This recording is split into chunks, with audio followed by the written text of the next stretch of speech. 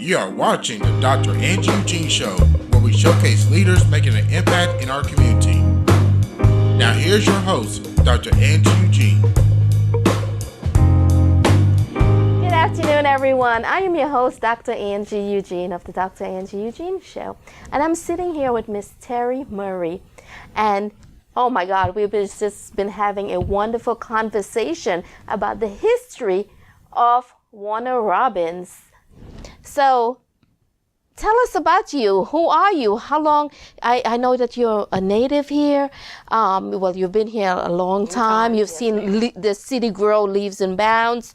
Man, the vision, the things that you must have seen. Tell us a little bit about that.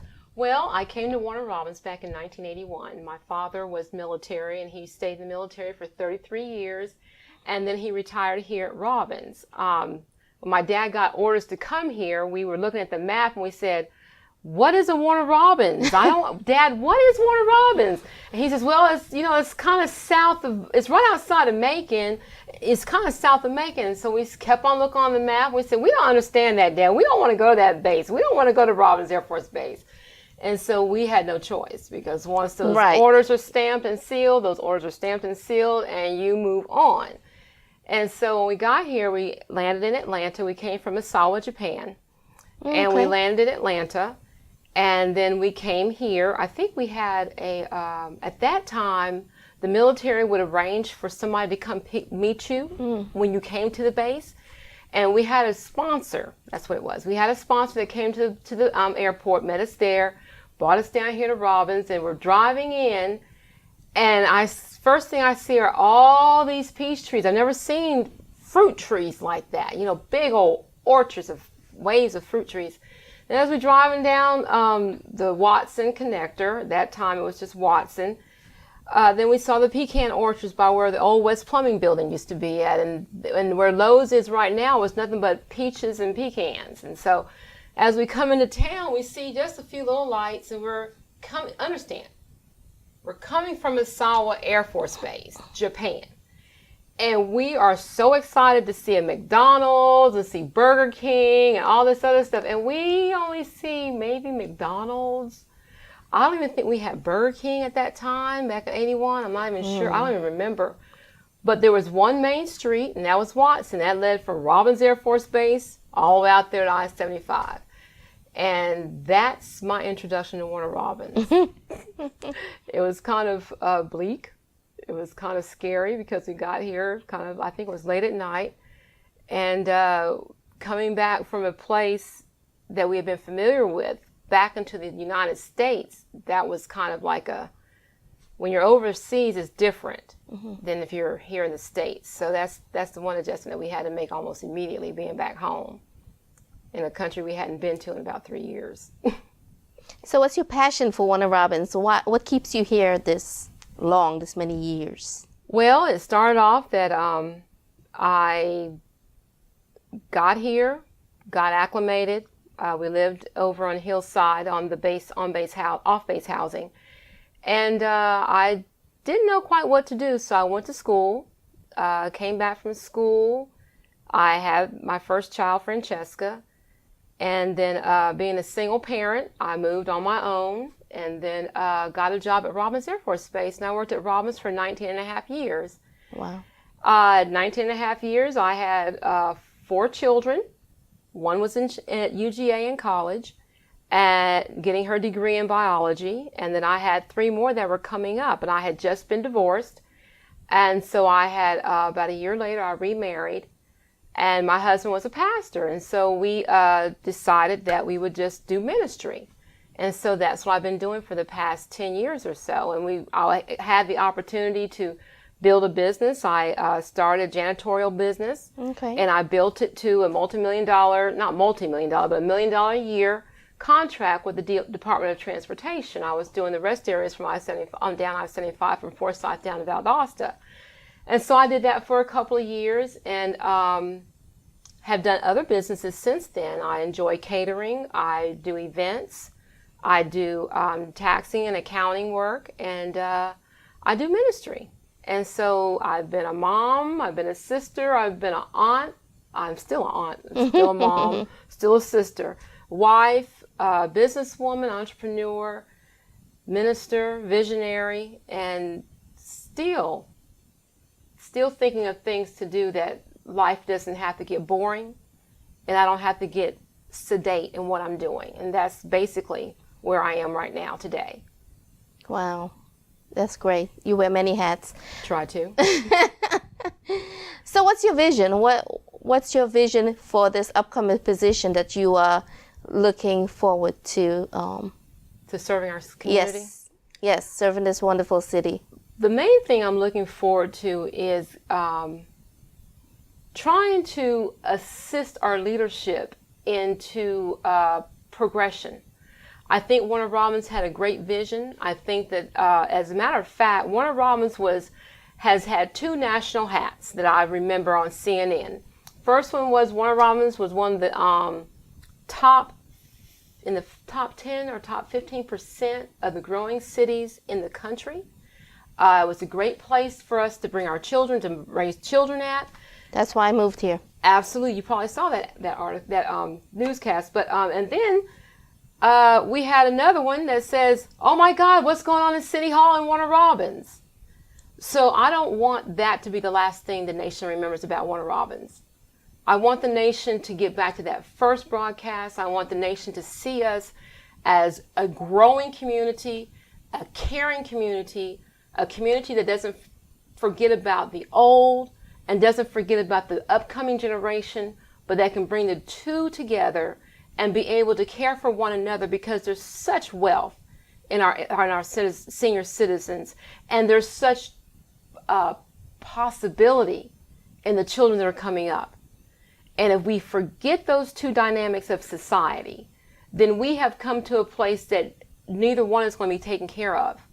Because one day I'm going to get old, and I need that younger generation to come in and say, "Hey, Mama Terri, let's, make sure I'm okay." But then there's going to be another generation that comes after that one that's going to have to take care of that one. If they don't learn the basic principles of civilization, of caring for one another, of taking care of your elderly, of taking care of the young, making sure that everybody's okay, making sure that people can live in a safe environment and being the keepers of one another, then we have lost the vision of Warner Robins. And I think if we don't get back to cohesiveness and working together, that flows downhill. Biblically, by the word, what comes from the head goes down to the beard. And if at the head is confusion, fussing and fighting, if the leadership is in constant bickering with each other, it goes down into the city. And if you operate yourself by those principles, then you can do nothing but have a great city, because if the head is flowing together, the city itself is going to flow together. And that's my belief. Powerful. Awesome. Wow. All righty. So tell us a little bit more about your background. You personally. Me personally. Well, yes. What makes you a great candidate? We've heard some of the jobs you've had, but like planning, how did you go about getting this $1 million contract? I mean, how? Yeah. Prayer. Okay. You have it. Hard work. There you have it. Hard work, prayer, a wonderful pastor that helped me get my head on straight enough to be able to walk out the destiny that I had seen for myself. So mentorship. Yes. Okay. If you don't have a good mentor, you're not going to be able to be a good citizen. If you don't have good parents, you're not going to grow up to become good adults. If you don't have good teachers, you're not going to be able to be good leaders or good practitioners or good anything. It's all in mentorship. It's all in submitting yourself to authority and allowing that authority to be able to pour into you so that you can carry out a vision that may not be your own, but in carrying out that vision that's not your own, you learn about yourself and you learn about what is your vision. And then you can begin to mentor and then pass it on down. It's always going to be a continuation of what was done before, but it's done better, smarter, wiser. And then That's how I do things. I learn. I was a single mother. I had three children, and I had just gotten married. My husband wasn't making much money. I was working at Robins Air Force Base, and I was in my kitchen cleaning my counters. I said, Lord, what can I do to help us make more money? And I started cleaning. I could feel the dirt underneath the sponge as I was cleaning. And the Lord said, start cleaning houses. He said, just start a cleaning service. And so I was working 2 full-time jobs. I was living on South 3rd Street. And what I'm saying is, I've been through all of Warner Robins. Right. I've seen 3rd Street when it wasn't that bad. I've seen 1st Street when it wasn't that bad. But I see it what it is today. I moved. Me and my husband bought homes, and we bought a house, and we raised our children.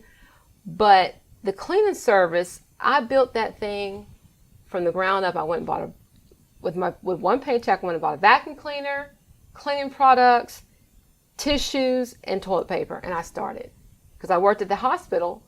So I started asking doctors, who needs their office cleaned? I cleaned for Dr. Ramusa. I cleaned for Dr. Palmer.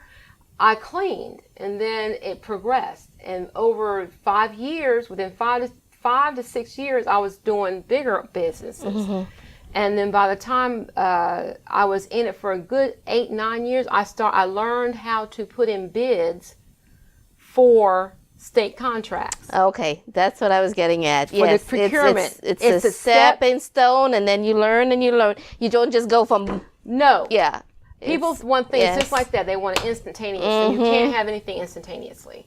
You have to do things line upon line, precept upon precept, and have a good foundation to build on. Right. If you don't have a good foundation to build on, it's going to collapse and it's going to fall. If you put your own personal belief in there, if you put your own personal wants and needs in there, that becomes selfish, it becomes collapsible and it will fall because it's not for anybody else other than yourself. And what happens when you're gone? Everything else is gone. So if you build for the future, if you build for the next generation, then that generation learns to build for the next generation. And it keeps on going. And that's how civilizations survive. But civilizations stop surviving when leadership gets selfish. And that's just, I want to walk in there and say, look, guys, come on. Let's get this done. We've wasted enough time. Enough time's been wasted. Yeah, we've been slowly progressing. But now it's time to get together. I don't care who the mayor is. Whoever the mayor is, he's the authority. And he needs to be honored as such. Whoever the council members are, they're authority. And they need to be honored as such. But they need to also remember they were elected. And that there are people that put them in office. And there was a reason why they put them in office. And they're not servants of themselves. They're servants of the people. And I think that's a lot of things that have gone wrong with politics. They forget that they're servants of the people. They're not servants of themselves and what this congressman wants or that one wants. It's the people. What do the people need? What do the people want? What do they deserve? They're paying taxes. They're paying city taxes. They're paying penny taxes. They're paying all kinds of taxes. But what are they getting in return? Are they getting anybody in there that's really working for them? And that's what I want to do. I want to work for the people. I don't want to. I have my own business. I do that for myself. But when I get elected by somebody, I'm doing it for you, not for me. It's for you. And so I hear and perceive what people are needing in the community and what the desires are. I had an older man that came in and got his taxes done this year. And this man, when he first came in, he said, well, I'm a veteran and all this other stuff. And I was like, okay, I understand, so I'll give you a discount. Well, I gave him a discount. When he came back to pick up his taxes, we got to know each other. He sat down, we talked about his taxes, we, went over everything, he paid for his taxes. And then he began to explain to me his concerns. He has a granddaughter. He's retired from Robins Air Force Base. Older man, he was an engineer. He bought his home, paid for his home. But when he retired, the economy itself has expanded to the fact that his income no longer is really enough to suffice his needs.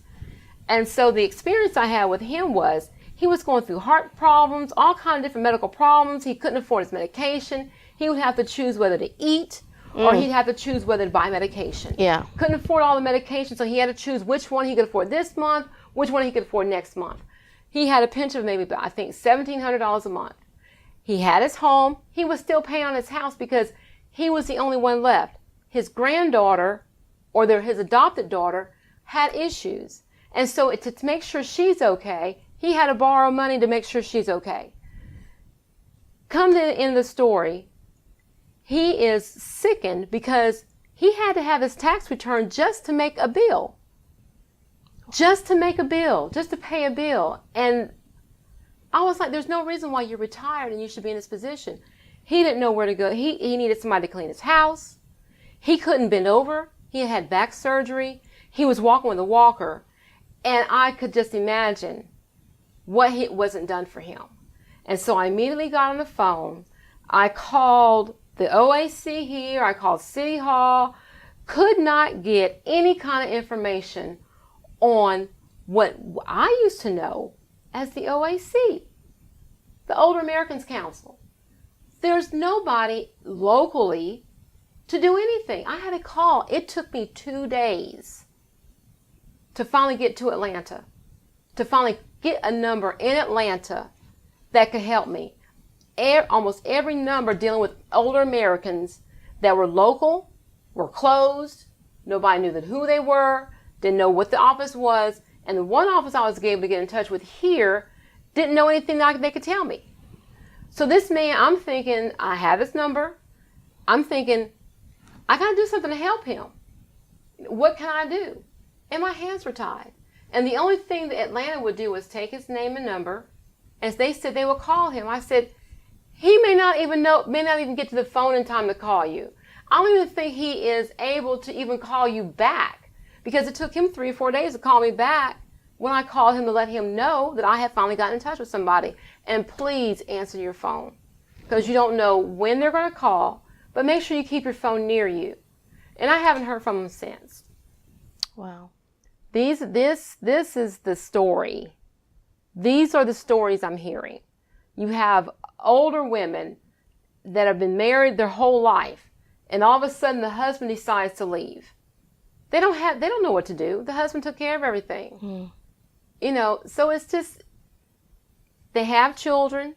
Children may have habits, or children just don't care. And that's my concern. That's really my concern. Wow. Wow. Yeah, Yes. that happened this past year. That's what happens when you're dealing with the public, dealing with the community, listening to You find their out concerns. so much. You find out so much. My sister's a social worker. And the one thing I say about social workers and police officers and first responders, me and some friends of mine did the first responders ball this past year. And it was free to all the first responders. Of course, Irma came in and messed it all up. But still, we had a beautiful event. And we were able to call fire departments. They came in, they got food, they had music, we danced and everything. Had a good time. But my sister explains to me different situations that happen. And the things that, even today, in our so progressive society, that people have to endure, not because they want to, but because they haven't been taught to do better. Mm-hmm. Nobody's taken time to teach them how to do better. They're living in, we have people who live in rat-infested homes right here in Warner Robins. Wow. Landlords that collect rent, that don't want to take care of the properties. I've done property management, still do some property management. I do events. I have cared for some of the wonderful women of Warner Robins that have passed on. And I was there with them to help to help them with their daily things. So I've done a lot of things. And I just see that there's just a gap that's missing. There's like the bridge, it was whole, and it's starting to deteriorate. And that's what I see. And so this year, I had been asked by several said, Terri, you ought to run for council, or your husband ought to run for council. And I put it off and put it off, and I said, you know what, I can keep on putting stuff off, and I'm going to wake up one day, I'm going to be older. I won't say how old. I'll be older, and I would have said, you know what, I should have done it. I can't keep on putting stuff off. I cannot be a procrastinator. I don't want to be a procrastinator anymore. I want to go ahead and show forth what I want. And people that watch me tonight, I hope that I have said something that says, stop procrastinating. Pick up, do what's in your heart to do, and stop putting everything off. Because life doesn't stop for you. It keeps on rolling. That's right. It just That's right. keeps on going. You'll wake up one day and you'll say, oh my God, Warner Robins is so big now. I don't know where anybody is. That's what's happening. We used to be a small community. When you went to the store, you knew everybody. Yeah. You knew everybody. Hey, how you doing? What's going on, girl? Now you go to the store, nobody smiles. People are beeping their horn in such anger. Warner Robins wasn't like that. There was a time, I remember a time when I was probably about 25 years old, and I had stopped, my car had stopped on me in the middle of the road. And I look up and there's people behind me. Nobody was honking. One person, two people got out of the car to see if I was okay and helped me move to the medium of the road. Because I had an old car. I mean, I'm not prideful. I've been at the bottom. I've been at the top. And I'm still right here. I'm still right here in this city, loving this city, loving the people of the city. And I'm not ashamed to say I've seen every section of the city. When I had my cleaning service, I cleaned $1 million houses. When I had my cleaning service, I cleaned inexpensive houses. I had to go in and clean houses to get ready for transition from tenant to tenant. So I've seen the gambit. I've seen the highs, the lows, the depths, all done it. And now it's time for me to finally take what I've learned, not necessarily by political experience, but by life experience. Yes. But by being just what you guys are, a human being, and saying, you know what? It's about time that a human being decides to do something for other human beings and not just for themselves. Wow. And That's so that's great. I don't have the political science degree. I don't care about that. Life has taught me enough. If you pay attention to life teaches you. If you pay attention to I had an aunt, my great aunt who lived with us, helped me raise my children. And she was 98 years old when she died. My aunt told me about a society. She was born in 1916, I believe it was. At that time, people didn't have hotels. Black people couldn't go to a hotel. Let's make it real. When Martin Luther King went into Youngstown, Ohio, he had to stay at other people's homes. His crew had to stay with people of the city. The community was so small, we cannot fathom the size of that community at that time, where you can whoop next door neighbor's child, and if that child came home and told his mama you were gonna get whooped too. And that crossed every racial barrier. It crossed that thing crossed everybody. It wasn't just the black families that did it. It was the white Caucasian families that did it. It was everybody. We were raising our children. We weren't raising your child and your child. We were raising our children. And we've gotten away from that. Kids don't go outside now. They don't play. They sit in the house. They're on the daggone phones. You go in city council meeting and people are on phones. I'm like, aren't you paying attention to what your council members are saying? Aren't you listening? Are you articulating what these people are saying in front of you? No, they're on the phone doing this. Nobody's listening anymore. Nobody's putting their head up and listening to the voices that are speaking around them. They're not doing it anymore. They're not seeing people for who they are. That's why they can kill so easily. It's a game. And we've made this generation that way. We have cut their ability to feel each other by putting them in front of video games that kill each other. Is that enough of a gambit right there? You're right. Grand Theft Auto, the first time I saw that, I was like, oh, God. Oh, that's blood. Blood and guts. I couldn't even look at it. But anyway, to recap on you, you have your ear to the people. You have deep roots here in Warner Robins. You have a wealth of knowledge, which is wonderful. You're very business-minded. Very spiritual. Yes. So that's all great qualities. And I'm sure there's some more stuff you haven't even told us about. Probably stuff I forgot about, and it's just not coming out right now because we're all a computer, you know. There's memories and things. Yes. It'll come out. Okay. It'll come out. Wonderful. So for the viewers watching, tell us how they can get in touch with you. Well, I have one way to get in touch with me. You can call me on my telephone. And if I don't answer, I do answer all calls. If I get too many calls, then I'll start making sure my daughter helps me answer the calls. But right now, the one number I have is 478-338-7000.